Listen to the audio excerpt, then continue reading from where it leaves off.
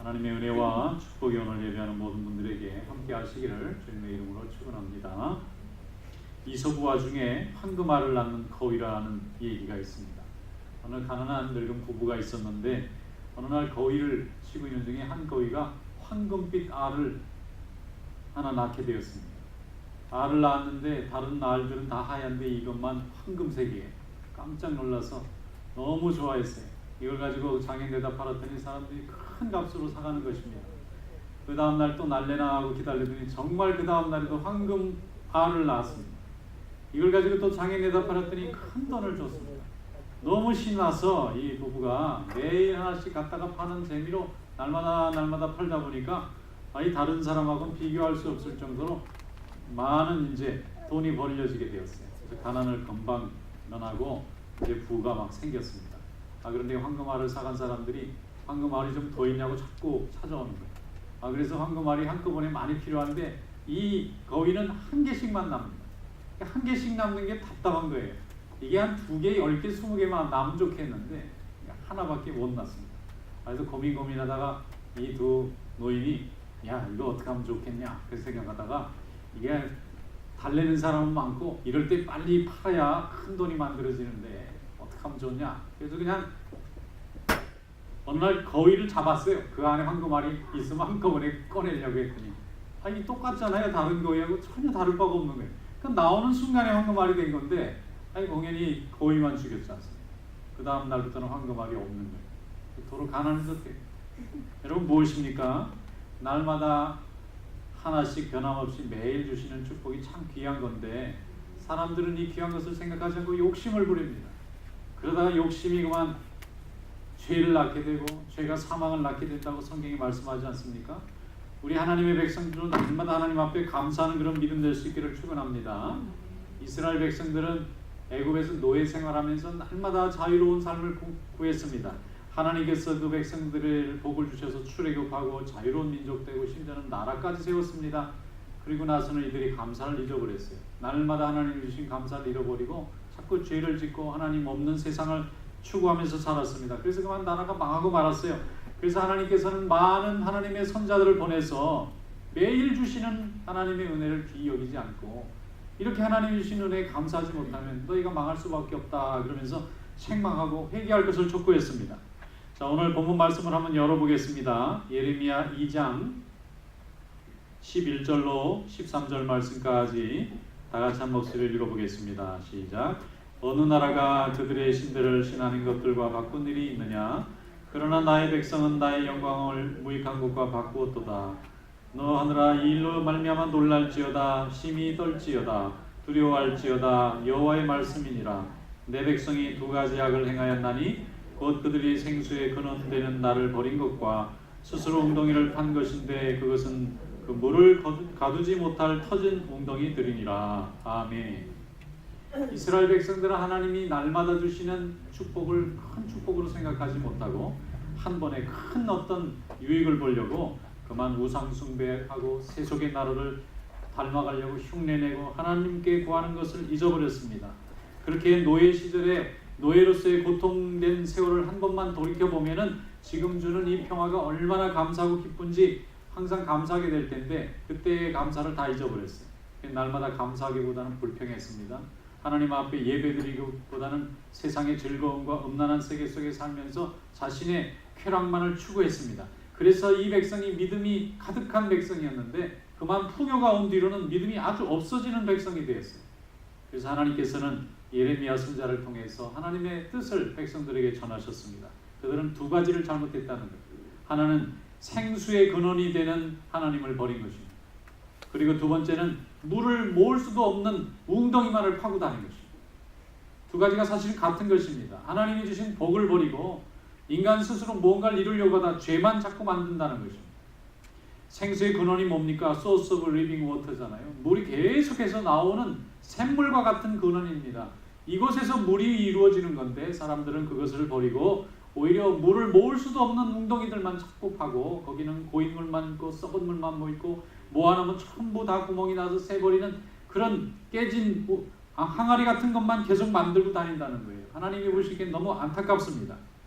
생수의 근원되는 하나님을 버리고 모을 수도 없는 터진 웅덩이만을 모으는 이 세상의 영광을 구하는 이 어리석은 하나님의 백성을 보면서 하나님께서는 선지자들을 통하여 하나님의 답답한 심정을 증거하신 줄로 믿습니다. 사도 바울에게는 여러 제자가 있었는데 데마라는 이름을 가진 제자가 있었어요. 그런데 이 데마가 처음에는 사도 바울을 너무 좋아했습니다. 사도 바울이 전하는 복음도 너무 좋아했어요. 그래서 열심히 복음 전하고 사도와 함께 복음을 전하고 살았는데 그때부터 점점 이 사람 마음속에 이상하게 하나님이 복을 주셨음에도 불구하고 자꾸 교만한 마음, 자만한 마음, 세상 사람들에게도 인정받고 사랑받고 칭찬받고 싶은 마음이 자꾸 생겨났으니 나중에는 그만 세상을 너무 좋아하게 됐어요. 여러분, 세상은 두 가지 의미가 있어요. 예수 안 믿는 바깥 사람도 있을 수 있지만 바깥 사람들이 사는 원리, 그들에게 인정받고 그들에게 칭찬받는 그런 원리대로 사는 것도 세상입니다. 하나님의 교회 안에서도 세상이 있을 수 있잖아요. 우리가 하나님 앞에 예배 드릴 때 하나님께만 영광을 돌려야 되는데 하나님께 영광 돌리지 못하고 사람의 인정과 칭찬에 매달리면 세상을 사는 것과 다른 것이 없는 것입니다. 디모데후서 4장 9절에 사도 바울이 데마에 대해서 이렇게 썼어요. 데마는 이 세상을 사랑하여 나를 버리고 데살로니가로 갔고, 그렇게 되어 있어요. 데마는 훌륭한 제자였던 것 같습니다. 이름을 이렇게까지 자세히 쓴 거 보면은 디모데에게 보내는 편지에 데마의 얘기를 한 거 보면 사도 바울이 데마를 참 아꼈다고 볼 수 있어요. 그런데 이 데마가 하나님 사랑에서 출발해서 세상 사랑으로 흘러가 버리고 말았어요. 하나님의 사랑에 만족하고 감사할 수 있어야 되는데 그 사랑에서 만족하지 못하고 하나님이 주신 축복을 감사하지 못하고 세상의 사랑이 너무 많이 매여서 세상 사랑하다가 그만 제자의 자리도 잊어버리고 하나님 주신 축복의 자리도 잊어버렸어요. 요한계시록 3장에 보면 라오디게아라는 교회가 나옵니다. 이 교회도 하나님에게 사랑을 많이 받았어요. 그런데 하나님이 이 라오디게아 교회에 많은 사랑을 주셨는데 이 하나님께 받은 사랑 때문에 그만 믿음을 잃어버렸어요.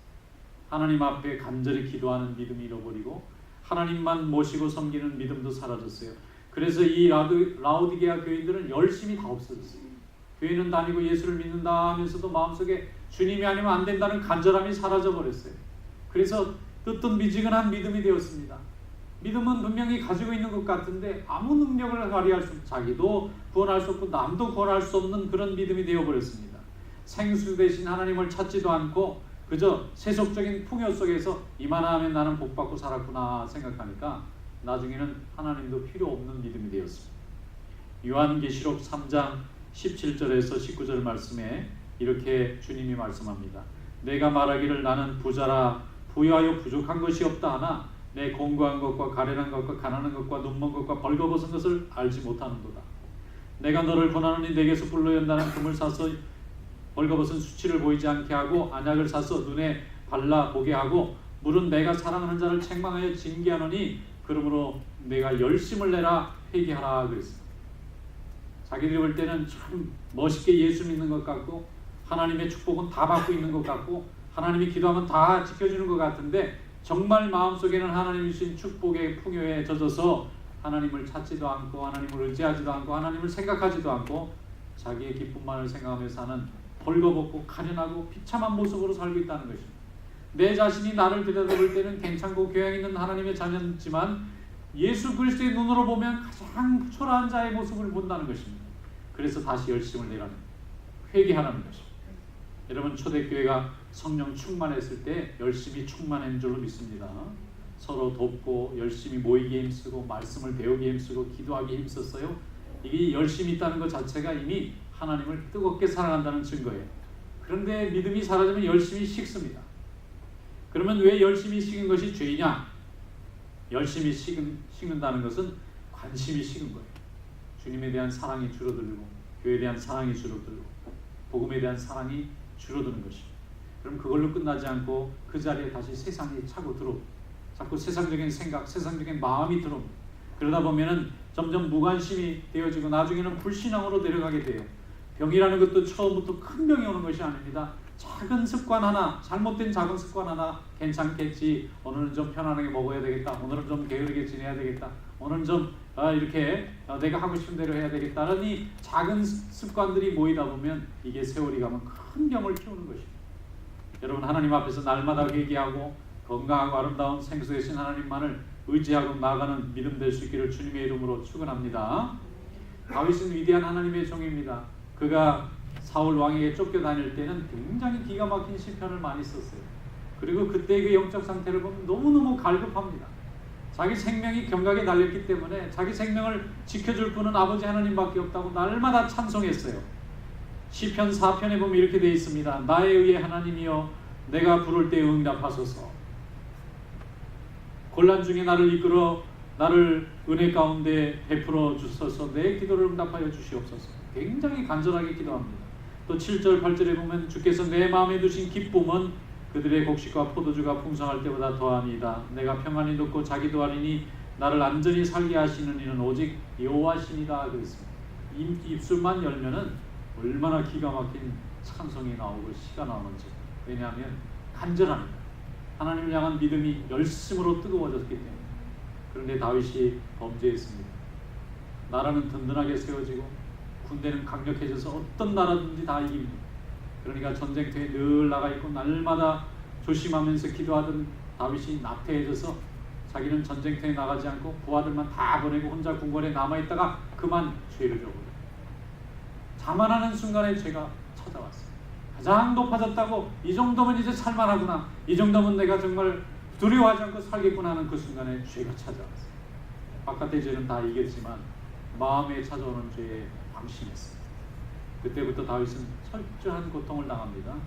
계속 속여야 되고 계속 거짓말해야 되고 계속 도망다녀야 됩니다. 왕으로서의 겉모습은 가지고 있지만 마음속에는 가장 초라한 자가 되었어요. 그때 하나님께서 그에게 회개의 기회를 줬습니다. 다윗의 위대한 점은 하나님의 종이 와서 회개하라고 책망할 때 반발하고 화내고 보복하지 않았습니다. 오히려 그 순간에 하나님 앞에 무릎 꿇고 기도했어요. 그리고 회개를 받아들였습니다. 이것이 바로 다윗을 위대하게 만든 것입니다. 시편 51편 10절로 11절에 보면 왕으로서의 다윗이 왕의 모습을 내려놓고 하나님 앞에 죄인의 모습으로 회개합니다. 하나님이여 내 속에 정한 마음을 창조하시고 내 안에 정직한 영을 새롭게 하소서. 나를 주 앞에서 쫓아내지 마시고 주의 성신을 내게서 거두지 마소서. 주의 구원의 즐거움을 내게 회복시켜 주시고 또 기뻐하는 심령을 주사 나를 붙드소서 했습니다. 날마다 회개하고 날마다 감사하고 또 하나님 앞에 나아가고자 하는 열심히 회복되는 순간에 그의 마음은 지옥에서 천국으로 다시 돌아왔습니다. 하나님 안에서 은혜를 다시 회복할 수가 있었어요. 다윗이 위대한 것은 생수의 근원 대신 하나님을 다시 붙잡았다는 거고 터진 웅덩이 같은 세상 영광을 위해서 살았던 것을 포기한 것입니다. 여러분, 오늘도 터진 웅덩이가 아니라 생수의 근원 되시는 하나님이 여러분의 하나님이 될 수 있기를 축원합니다. 이스라엘 민족은 바벨론의 포로로 종으로 잡혀간 뒤에서야 그들이 터진 웅덩이를 붙잡고 수백 년간 살았다는 것을 인정했어요. 그들이 세우려고 했던 그 나라, 그들이 채워보려고 했던 그 풍요는 터진 웅덩이였어요. 세속의 영광 가운데 사는 다른 나라를 흉내냈습니다. 다른 나라의 왕을 흉내냈고 다른 나라 백성을 흉내냈어요.